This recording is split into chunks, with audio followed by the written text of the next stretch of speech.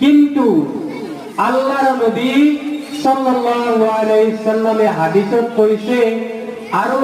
খুতবায়ে দারুল উলুম হাদিস যিখান খুতবা আছে তাত এটা খুতবার এটা হাদিস আনি কৈছে যদি এজন হাফিজ হক্কানি হয় পুরা মনত যদি থাকে মরার ইন্তেকালৰ আগ মুহূৰ্তত লৈকে যদি সেই হাফিজজনে হক হিচাপে চলি ইন্তেকাল হয় তেনেহলে কিয়ামতৰ দিনা